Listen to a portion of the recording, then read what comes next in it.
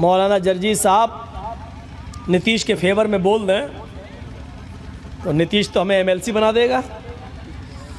और ये बिकाऊ मौलवी बहुत हैं, आपके बिहार में भी बहुत मिलेंगे। अब नाम ना लो, आपने देखा होगा प्रचार करते करते नीतीश गवर्नमेंट ने उनको एमएलसी भी बना दिया। आज वो बने बैठे हैं, जा रहे हैं। समीर फरोश मौलवी हैं ये, बिकाऊ मौलवी। अब देखिए, नाम हमसे मत निकलवाइए। हम इन 2-2 कौड़ियों के और 2-2 रुपए में बिकने वाले मौलवियों को नाम लेकर इनकी अहमियत नहीं बढ़ाना चाहते हैं। मेरी नज़र में इनकी औकात, काबे के रब की कसम, मौलवी जर्जीस के पैर का जूता ऐसे मौलवियों से बेहतर है। तो कौड़ी के मौलवी समझते हैं जो अपने ज़मीर को बेचें, अपने दिल का सौदा करें। अल्लाह ने ज़बान दी तो उसका सही इस्तेमाल करो, सही इस्तेमाल। और आजकल की सियासत कैसी है आप क्या समझते हो? मौलाना जर्जीस यहाँ बैठे, मेरे पास ऑफर नहीं आया। कौन सी पार्टी ऐसी है कि जिसने मौलाना जर्जीस को राज्यसभा का मेंबर बनाने का ऑफर नहीं दिया? कोई एक पार्टी बताओ कौन सी? समाजवादी पार्टी ने दिया, मायावती ने दिया, राहुल ने दिया, और तो और आज की मौजूदा दौर की उठी हुई सूरज, चढ़ते हुए सूरज वाली पार्टी जिसको बीजेपी कहते, इसकी तरफ से भी ऑफर आया। लेकिन अभी इस जमीन के ऊपर और आसमान के नीचे किसी माँ ने वो बेटा पैदा नहीं किया जो मौलवी जर्जीस के ज़मीर का सौदा कर सके।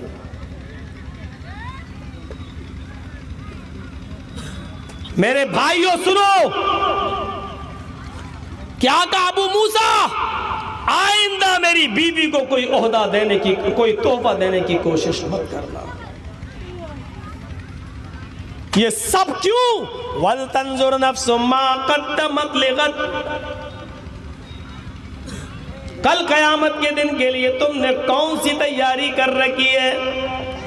अबू मूसा अशरी बैतुल माल में झाड़ू लगा रहे थे ऑफिस में, सड़क पर, रोड पर एक दिरहम मिल गया, कहीं पड़ा था, उठाया। उनको चाहिए था कि वो दिरहम बैतुल माल में जमा कर देते, बैतुल माल में, सड़क पे मिला तो बैतुल माल में जमा कर देते।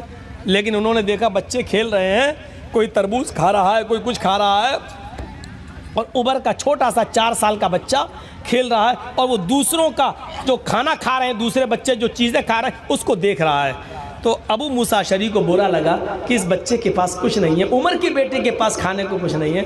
एक दिरहम उसको दे दिया, ले बेटा जाओ कुछ खा लेना। संस्कार देखिए, बच्चे की तरबियत देखिए। बच्चे ने 1 रुपए का खाया कुछ नहीं, 1 दिरहम का खाया कुछ नहीं। वो बच्चा 1 दिरहम अपनी मुट्ठी में बंद करके ले गया सीधे अपने घर, और ऐसे खड़ा हो गया। हज़रत उमर ने देखा है कहाँ से आ रहा है, हाथ एक बंधा है मुट्ठी और दूसरा हाथ खुला है। देखिए, बाप की नज़र भी इतनी तेज़ होना चाहिए। आज तो कमरा अलग कर दिया। अच्छा, घर में कमरा अलग हो भाई, ये मियाँ बीवी का, अम्मा अब्बा का कमरा है, ये भाई का कमरा है, बेटे का कमरा है, तो एक ही घर में कमरे हैं ना, एक ही घर में। अब लड़का अपना कमरा अंदर से बंद कर रहा है, इसका क्या माना है? मेन गेट में ताला लगा है, घर में 4 कमरे हैं, एक कमरे में माँ बाप लेटे हैं, दूसरे कमरे में एक बेटा सोया हुआ है, दूसरा बेटा अपने कमरे का भी कमरा बंद कर रहा है अंदर से।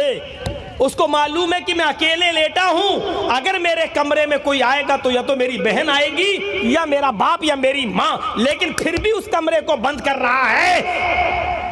ये चीज समझना पड़ेगी घर के बड़े को, उसके बाप को और उसकी माँ को, कि मेरा बेटा कमरा बंद करके क्यों सोता है, इसकी वजह क्या है। और जिस दिन बाप ने अपने बेटे के इस मिजाज को पढ़ लिया और समझ लिया, वो अच्छा बाप बन जाएगा। अब लड़के चौंक रहे होंगे, ये तो कमीना मौलवी, ये हमें तो जियो का भी इस्तेमाल नहीं करने देगा। अब तो 1.5 GB भी ख़त्म नहीं करने देगा। हमें मालूम है तुम्हारी 1.5 GB कहाँ जाती है। बेटा तुम जिस स्कूल में पढ़ते हो मौलवी जर्जीस उस स्कूल का हेड मास्टर रह चुका है। हमको पढ़ाने की कोशिश मत करो। तुम अपने माँ बाप को धोखा मत दो और ये साबित करने की कोशिश मत करो कि घर में ऐसे ही सोते हैं, पता नहीं कोई आयत देख ले लुंगी उठी हुई। ये सब बेवकूफ़ी की बातें हमें मत बनाओ। हमें अच्छी तरीके से मालूम है धुआं निकलता है तो पता चलता है कि आग लगी है। हजरत उमर ने अपने बेटे को एक हाथ में अंगूठे में मुट्ठी में बंद देखा और दूसरा हाथ खोला हुआ तो समझ गए बेटे उसमें क्या है। हाथ खोलो, 1 दिरहम। कितना? 1। और सुनिए मेरे भाइयों, 1 दिरहम कितना होगा? 1 दिरहम, अरे 1 रुपया समझ लो, 1 रुपया।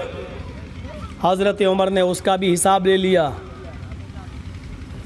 कहाँ से आया? का अबू मूसा अशरी ने दिया है। अच्छा, और तुम लेके चले आए? का अब्बू उन्होंने मेरे हाथ में पकड़ा दिया, मैं लेके आया।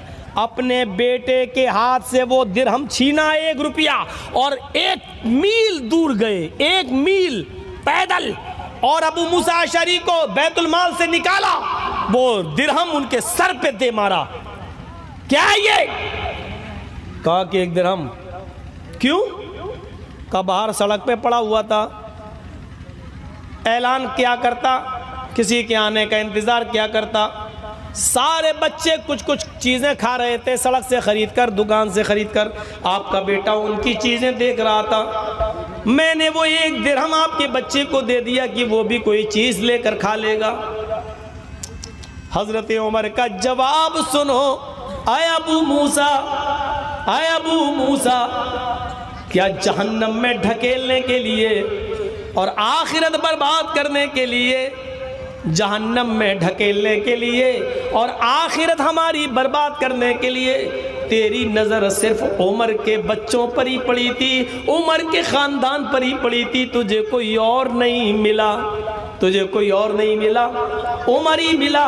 जहन्नम में ढकेलने के लिए और आखिरत बर्बाद करने के लिए तेरी नज़र सिर्फ उमर और उमर के ख़ानदान पर ही पड़ी, उमर के घर पर ही पड़ी। अपने बच्चे को दे देता, मेरे बच्चे को क्यों दिया? वो 1 दिरहम भी बैतुल माल में वापस कर दिया, 1 रुपया भी बैतुल माल में वापस कर दिया। मेरे भाइयों, ये उमर है, 1 दिरहम भी नहीं। और फिर भी कह रहे हैं अगर हिसाब व किताब हो क़यामत के दिन, आए अल्लाह, अगर मुझे बराबर बराबर भी छोड़ दिया जाए, यानी मेरी नेकियां और मेरे गुनाह दोनों बराबर हो, न मुझे जन्नत दी जाए न मुझे जहन्नम, तब भी मैं खुश हूँ, तब भी मैं राज़ी हूँ। ऐसी शख्सियत ये कह रही है कि आए अल्लाह, मुझे बराबर बराबर छोड़ दिया जाए, यानी न मुझे जन्नत में भेजा जाए न मुझे जहन्नम में डाला जाए, तब भी मैं राज़ी हूँ। मेरे भाइयों सोचो, जब उमर, जिसने 1 दिरहम भी अपने बेटे को खाने न दिया हो और वो दिरहम भी बैतुल माल में वापस कर दिया हो, ऐसा शख्स ये कहे कि आए अल्लाह, मुझे बराबर बराबर छोड़ दे, मेरे लिए बेहतर होगा। हम और आप सोचें कि हम कहाँ, किस तरफ जा रहे हैं, किस तरफ। रात में जब 2 बजे टाइम दोगे तो सुनने वालों की यही कंडीशन होगी। हमसे तो ज़्यादा सुनने वाले 9 बजे थे और 10 बजे थे, उन मौलवियों को सुनने वाले, ये मौलवी जर्जीस को सुनने वाले हैं ये। और आप कहते हो कि